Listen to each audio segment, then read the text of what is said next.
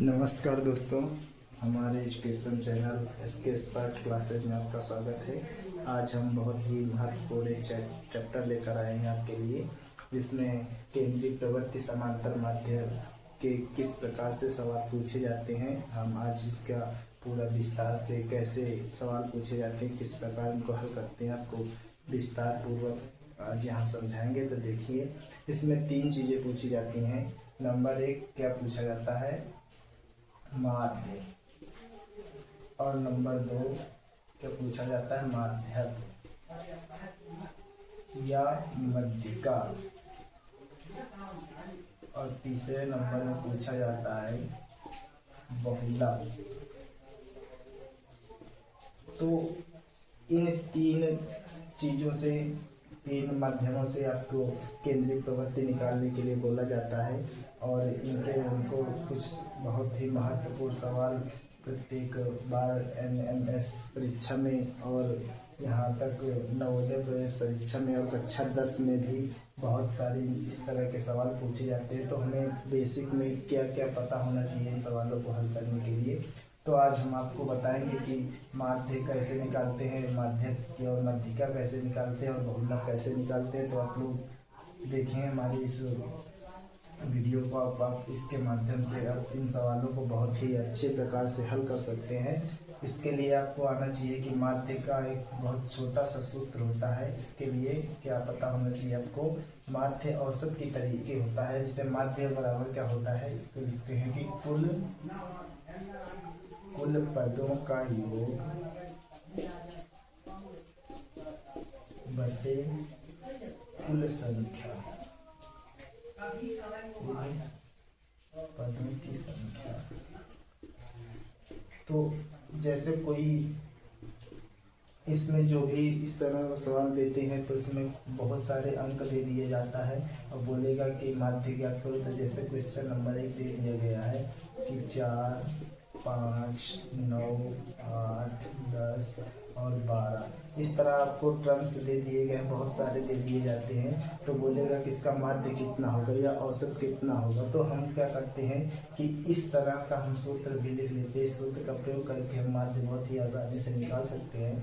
तो जब माध्य बराबर करना होता है तो इसको कुल पदों का योग दिया है, तो मतलब कि 4 + 5 + 9 + 8 + 10 + 12, इस तरह आप देख सकते हैं कि इस तरह पहले लिख लेते हैं। कितने से टर्म्स दिए गए हैं, 1 2 3 4 5 6 दिया गया है, यहाँ भी 6 होने चाहिए। और फिर जितने आते हैं वहाँ इसको ऐसे लिख देते हैं। फिर क्या करते हैं, इनको जोड़ देते हैं। तो 5 4 9 9 9 18, और 18 8 26, 26 + 36 36, और 12 तो 12, 36 + 46 और 2 48। तो 48/6 इसको कर सकते हैं। तो कितनी बार में आएगा, 8 बार में जाएगा। तो इसका माध्य कितना आया है, 8 आया है। तो इस प्रकार हम माध्य निकाल सकते हैं।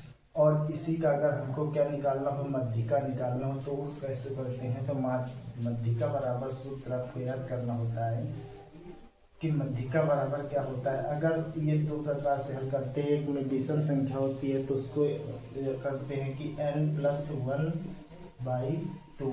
तो अगर हमको सम दिया हो तो क्या कर लेते हैं, n/2।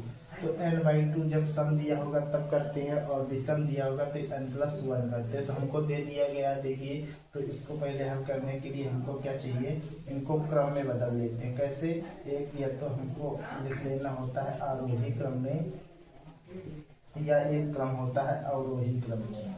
तो इसमें किसी भी एक में हम इनको लिख लेते हैं। तो इसमें लिखने के लिए, इसमें सबसे पहले आरोही में जब लिखते हैं तो हम क्या लिखते हैं कि पहले हम छोटी संख्या से शुरुआत करते हैं। छोटी संख्या से शुरुआत कैसे करते हैं कि पहले कौन सी छोटी पहले संख्या आती है। तो छोटी संख्या क्या है, 4, और इससे बड़ी क्या है, 5, फिर क्या है 8, फिर 9, फिर 10, फिर 12।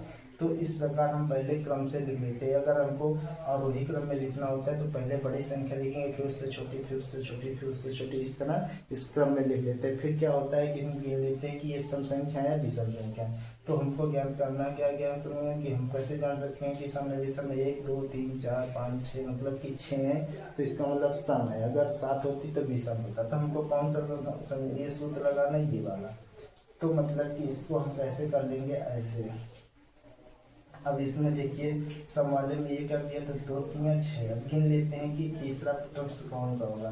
तो इधर से गिनोगे तो 1 2 3 ये मिल गया है, और इधर से गिनोगे तो 1 2 3 ये मिल गया है, तो मतलब कि ए भी आ गया। अब जब हमको 2 टर्म्स मिल गए तो दोनों को हम क्या कर लेंगे, जोड़ लेंगे। तो 8 + 9/2, तो 9 8 17 होता है, 17 का 2 करोगे तो कितना आएगा, 2 8 16, 2 5 10, 8.5 है। अगर हमारा यहीं पर विषम संख्या होता या इसके साथ में एक और संख्या होती तो उसको कैसे करते, अगर मान लो किसी जगह और अगर हमको लिख दिया होता 14 दिया होता, तो ये 14 कहाँ आता, इधर आता, तब हो जाता कितना, विषम। तो विषम में करते क्या करते कि 7 आता, 7 टर्म्स, तो 7 + 1/2 होता, तो इसका आ जाता कितना, 8/2। तो मतलब कि 2 चौको 8। तो चौथा पद गिनते, तो फिर क्या करते 1 2 3 4, और इधर से गिन लेते 1 2 3 4। तो इसका मतलब कि उसकी मध्यिका कितनी आती, 9 आती। तो इस तरह हम उसकी मध्यिका निकाल देते हैं। तो उसमें मध्यिका में सबसे पहले हमें क्या करना होता है कि हम उसमें देख सकते हैं कि पहले सम है या विषम है। जैसे होता है तो उसको हम कैसे किसी क्रम में लिख लेते हैं, आरोही क्रम में या अवरोही क्रम में, किसी एक में लिख लेते हैं। तो इस तरह हम इसका मान निकाल। अब बहुलक में क्या होता है कि बहुलक में बहुत सारी ऐसी संख्या दी गई थी जो अधिक बार आती हैं, तो उसमें एक जो सबसे ज़्यादा बार आता है वही बहुलक होता है। तो बहुलक बहुत सरल चीज़ होती है, बस आपको पता होना ही आवश्यक, क्योंकि बहुत सारे लोगों को पता नहीं होता है तो वो छोड़ देते हैं, उनको नहीं। तो इसलिए आप उसको बहुत ही आसानी से कर सकते हैं, परंतु बस पता होना चाहिए। तो इसके लिए आप बस बेसिक चीज़ें समझ लो, जिसमें जो ज़्यादा बार आएगा वही बहुलक होगा। तो इसका मतलब इसमें 7 सबसे अधिक बार है, इसका बहुलक कितना होगा, 7 होगा। अगर आपको यह जानकारी अच्छी लगी हो तो आप लोग मेरे वीडियो को ज़्यादा से ज़्यादा लाइक करें, शेयर करें, और जो भी हमारे इस चैनल में नए हैं हमारा चैनल सब्सक्राइब करें। धन्यवाद।